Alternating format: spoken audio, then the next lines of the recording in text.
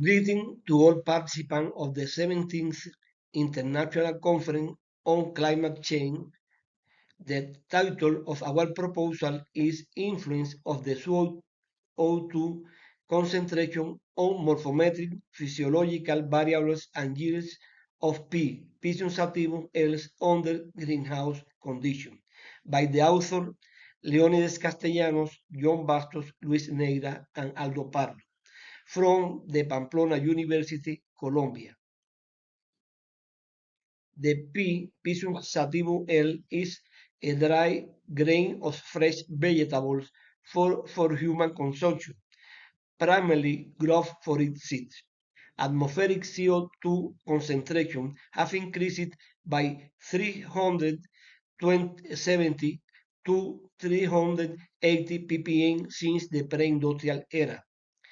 Climate change forecasts for this century predict the concentration of CO2 could reach 550 ppm by 2050 and more than 1,000 ppm by 2100. A doubling of CO2 concentration is projected to increase atmospheric temperature by 1.5 to 4.5 Celsius degree.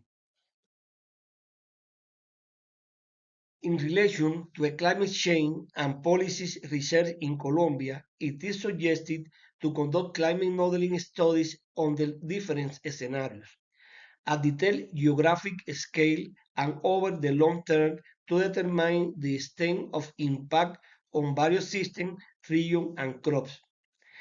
The result of such studies will enable scientists and policymakers to develop appropriate adaptation plans.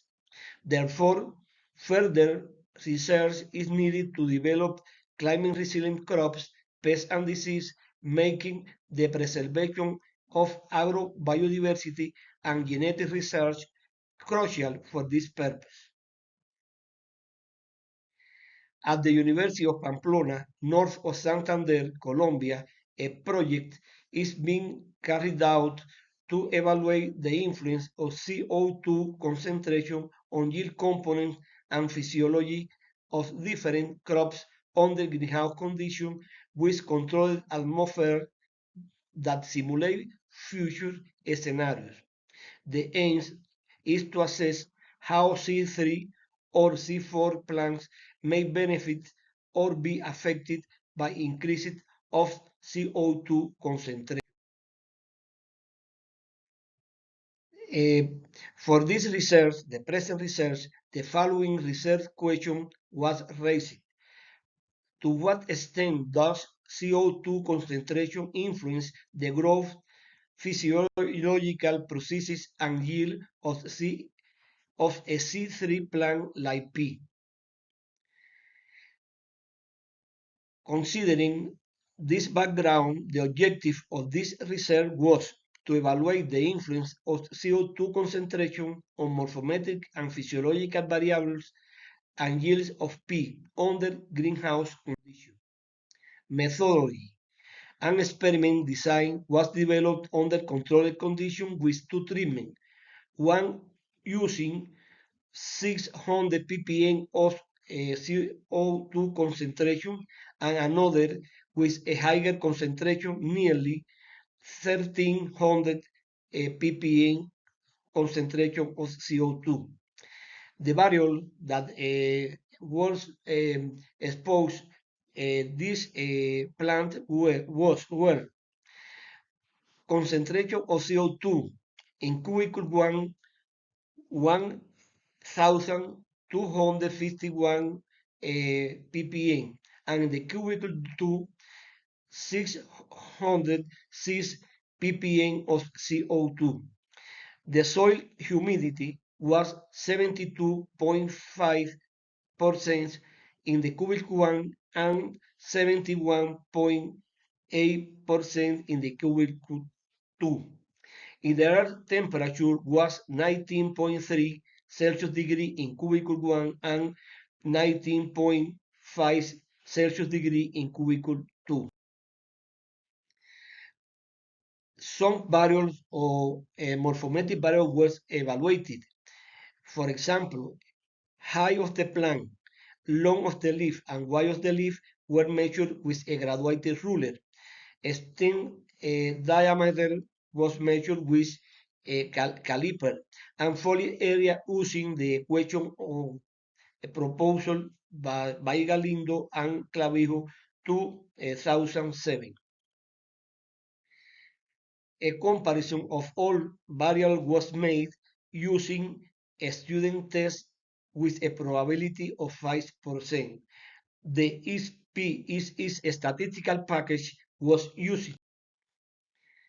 Results: P plants in exhibit higher height when subjected to higher CO2 concentration through most of the experiment time. It says at 42 days after sowing.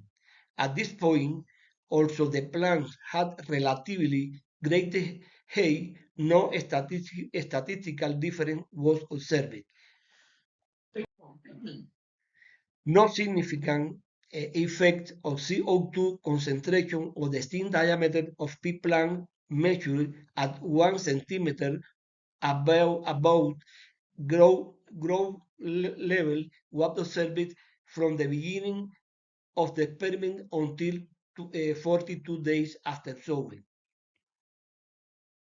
Pea plant showed a higher number of leaves under high CO2 concentration at all in sampling times. It can see at the in the table. The dynamics of the number of leaves in the two treatments under different CO2 concentration showed that a good fit to a linear equation was observed. Besides the statistical difference previously showed, it can see that the slope of the line for this variable in the high CO2 concentration treatment was higher than the lower concentration treatment. An early emergency of lateral shoot was noted in the high CO2 treatment, as well as the greater number of lateral shoots during sampling from 28 days after sowing to 42 days after sowing. A statistically significant difference was observed between the two CO2 treatments regarding leaf surface area, which remained significant in all sampling up to 35 days after sowing. By 42 days after sowing, no difference was noted. An analysis of the dynamic of the leaf surface area revealed a good fit to a quadratic polynomial equation, concave type, with um, determination coefficient values greater than 0.97. Initially, on first sampling, also the curves were not widely separated. A statistical was present, as in the three subsequent sampling, where the curves diverged more. By the fifth sampling, no statistical difference was observed in the graph, no in the statistical analysis also. A statistical significant difference was found between the two CO2 treatments regarding to the total photosynthesis area plants. All in the different sampling. No statistical significant difference was found between the two CO2 treatment regarding the total photosynthetic and any time for chlorophyllic index.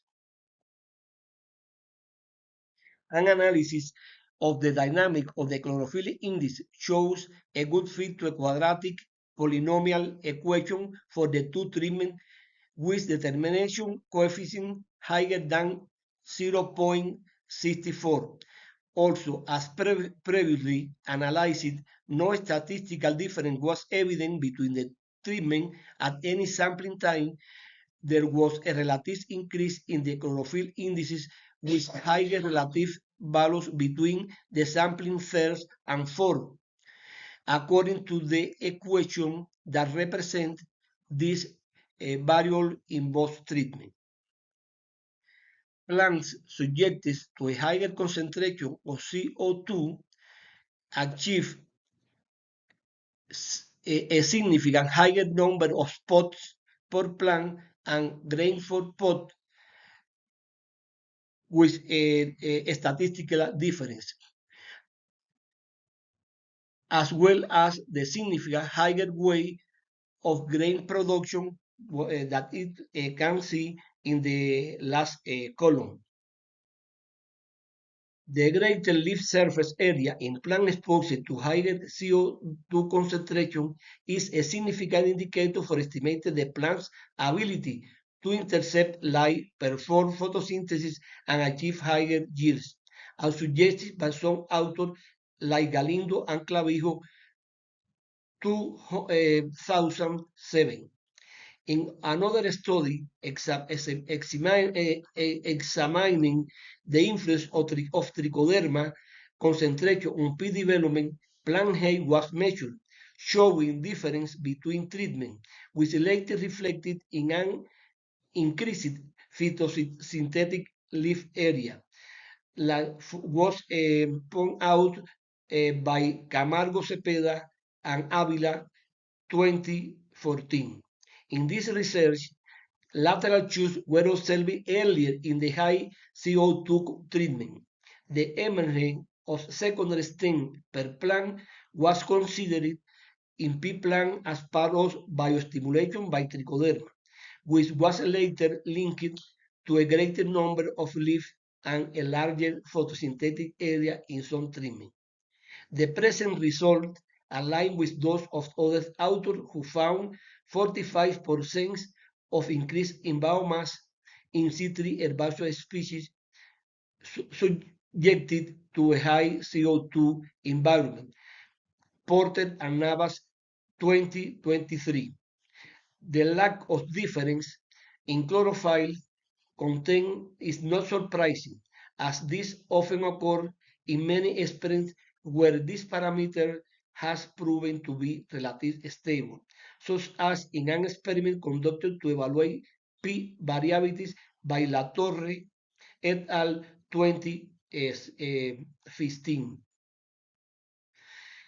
Other studies report that an increase in CO2 concentration to 800 ppm promotes growth in biomass accumulation and leaf area for stevia. That has been showed by Harma Orozco et al. 2021. Conclusion. It was found that high CO2 concentration caused significant increase in height, number of leaves, number of lateral shoots, and leaf surface in the early stage of development of pea crops, but not in stem diameters or chlorophyll index. A higher concentration of CO2 influenced an increase in the leaf area of pea plant in an initial stage of crop development, which was reflected in grain number of forepot and grain number and grain weight. Here some reference and many thanks.